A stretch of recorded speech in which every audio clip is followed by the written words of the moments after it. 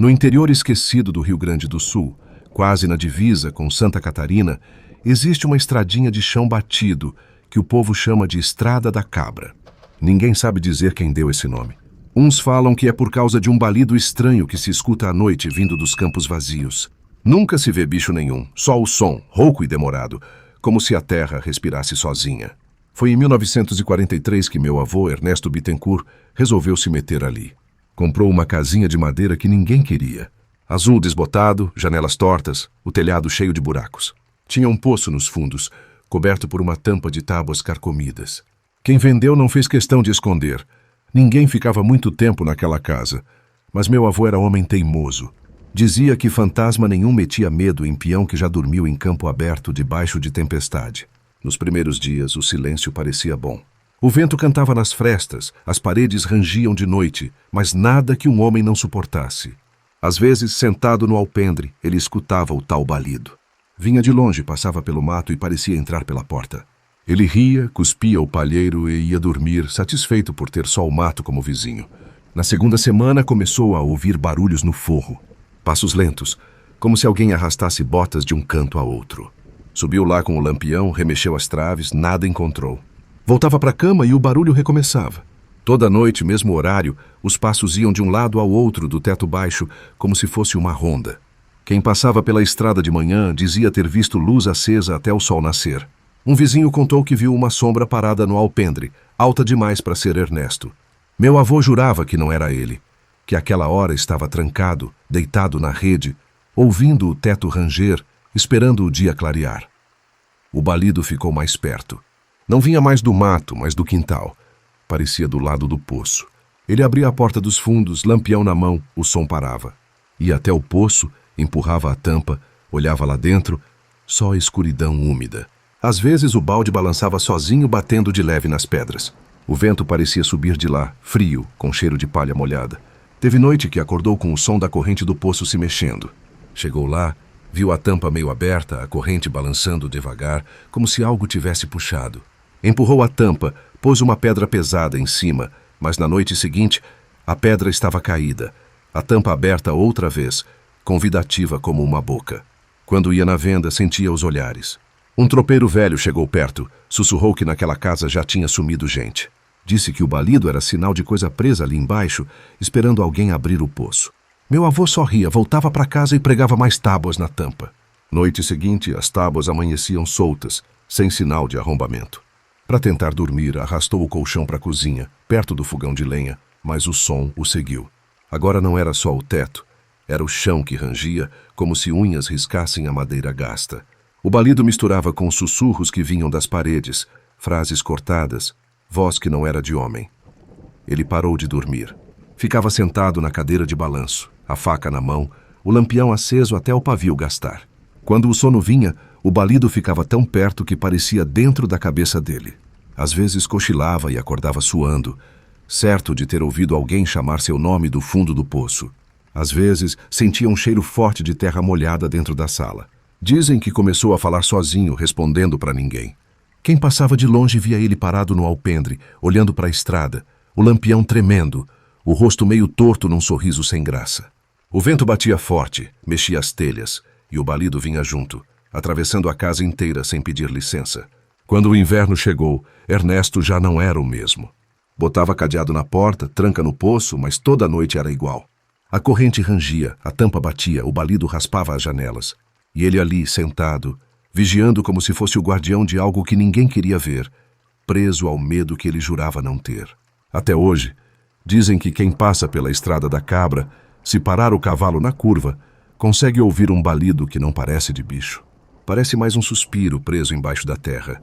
E se prestar bem atenção, vê uma luz fraca dentro da casa, como se alguém ainda vigiasse o poço, esperando, sozinho, que o que mora ali dentro nunca resolva sair. Anos depois que Ernesto sumiu dos olhos do povo, a casinha ficou ali, encolhida na beira da Estrada da Cabra. Uns diziam que ele se mudou, cansado do balido que nunca dava trégua. Outros garantiam que ele ainda morava lá dentro, mesmo que ninguém o visse sair para comprar querosene ou fumo. O certo é que, ao entardecer, se alguém tivesse coragem de parar na curva, Dava para escutar o rangido da cadeira de balanço no alpendre, como se alguém vigiasse quem passava. Em 1947, um primo distante chamado Alfredo Bittencourt resolveu tomar coragem e ver de perto. Contava vantagem na venda que era homem de peito, que não tinha medo de casa assombrada. Subiu na mula, levou um lampião cheio, uma marmita de carne fria, e foi ver se Ernesto precisava de ajuda ou se era história inventada de tropeiro medroso. Chegou perto da porteira e já sentiu o vento gelado soprando do lado do poço. A tampa ainda estava lá, coberta por uma lona presa por pedras. No alpendre, a cadeira balançava devagar, batendo na parede. Nenhum sinal de Ernesto, mas a porta estava encostada, como se esperasse visita. Alfredo chamou, ninguém respondeu. Empurrou devagar, sentiu o rangido da madeira velha se abrindo num gemido que parecia voz. Lá dentro, tudo parado. O lampião na mesinha da sala ainda tinha pavio queimado, como se tivesse sido apagado no dia anterior. No fogão, panelas vazias, cheiro de fumaça fria. Alfredo deixou o lampião dele aceso num canto e andou pelos cômodos. Rede vazia, lençol jogado no chão. A cozinha tinha marcas de terra, como se alguém entrasse e saísse molhando o piso, mas não havia lama fora da casa. De repente, o balido veio, baixo, como se chamasse pelo nome dele. Alfredo gelou. Lembrou das histórias do avô, mas não quis dar o braço a torcer. Pegou o lampião, foi até o poço. Levantou a lona, empurrou uma pedra. O eco voltou, fundo, carregando o balido de volta mais forte. A corrente balançou sozinha. Ele fechou rápido, mas sentiu o vento subir, queimando o rosto como um bafo que vem de dentro da terra. Voltou para dentro, trancou a porta. Decidiu esperar o dia clarear. Sentou na cadeira de balanço de Ernesto, olhou para a estrada vazia. O lampião tremia com o vento que escapava pelas frestas. Foi quando ouviu passos no forro, o mesmo som que o avô contava. Arrastar de botas pesadas, indo e vindo, indo e vindo. Alfredo gelou as mãos no cabo da faca que trazia no cinturão. Mas não tinha nada que cortasse aquele medo. Passou a madrugada de olhos abertos, sentindo a madeira estalar, o balido se misturar com vozes que pareciam chamar seu nome. Às vezes, sentia a cadeira balançar mais forte, empurrada por um vento que não vinha de fora. Quando o primeiro clarão de sol riscou a janela torta, Alfredo saiu sem olhar para trás. Fechou a porta, largou o lampião apagado na sala. Nunca mais voltou. Depois disso, ninguém mais teve coragem de morar ali.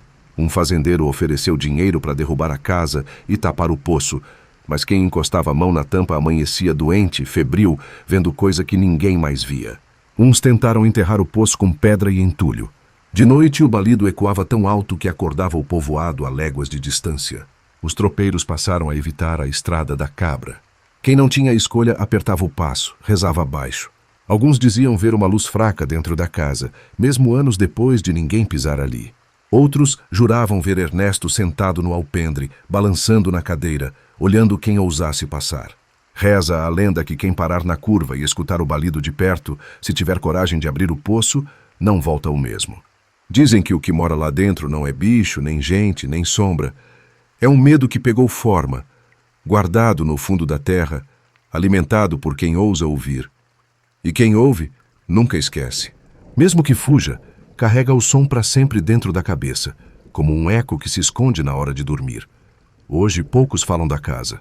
Uns antigos, mais desconfiados, ensinam aos mais novos a não seguir por aquela estrada quando a noite cai, porque o vento sopra errado e o balido ainda chama. Ninguém sabe o que Ernesto viu ali dentro, nem porque ficou ou se foi embora. Só se sabe que a cadeira de balanço nunca parou de ranger. E se um dia alguém tiver coragem de empurrar aquela tampa de novo, é bom não olhar muito fundo, porque o medo, quando a gente encara de perto, pode decidir nunca mais ir embora.